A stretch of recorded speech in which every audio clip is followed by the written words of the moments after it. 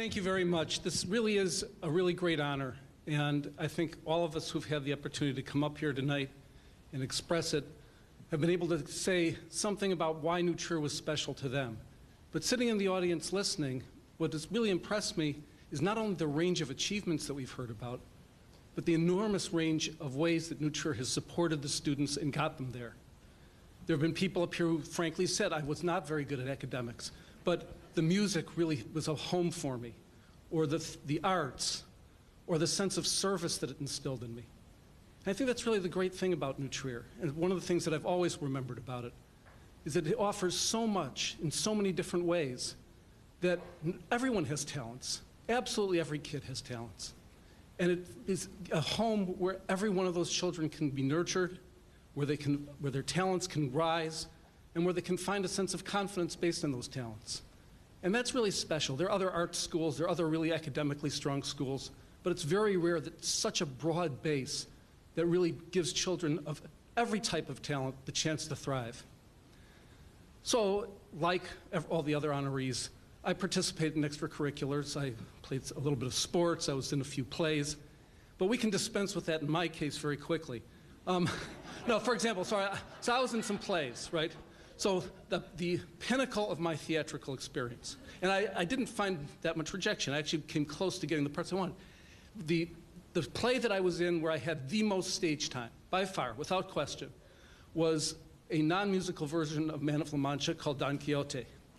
Now, to give you a sense of my personal theatrical ambition, the part I auditioned for was Don Quixote's horse. And to give you a sense of my personal talent as an actor, I was beaten out by this guy named Malcolm Ewan, who later was a stage manager at the Goodman Theater for the front end of the horse. I was the rear end of the horse. Okay? So that's the level of my but I had a great time. And I had fun, and I made friends. I made fun of the guy who was made fun of his butt anyway. But the place where, besides having fun with extracurriculars, the place where my talents were nurtured was definitely the classroom. It was an extraordinary school.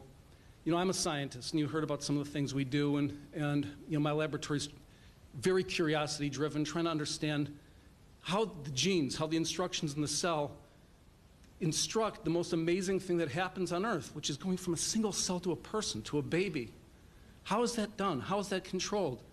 But it's also very important because sometimes things go wrong. We can understand it and understand birth defects, right?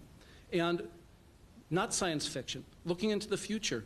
We are approaching the day, maybe not in my research time, but my grandchildren, where heart attacks won't lead to irreparable damage. There won't be scarring, but the heart will re-trigger the processes that made the heart in the first place to repair the heart, where you'll lose a limb or a part of a limb, and instead of having to go spend the rest of your life as an amputee, just as in the embryo you were able to grow a limb, you'll be able to grow it again.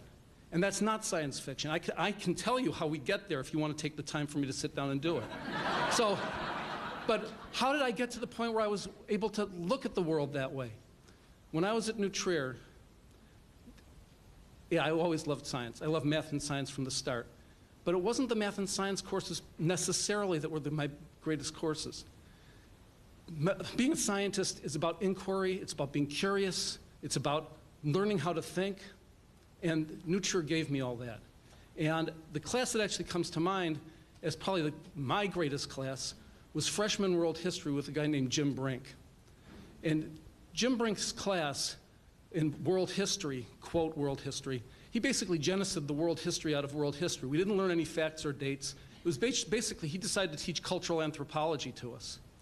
And when he saw that I was, you know, really thinking deeply about things, for the final project we were supposed to pick a Native American tribe and look at it in the context of its culture and how its culture impacted the way it was treated by the West.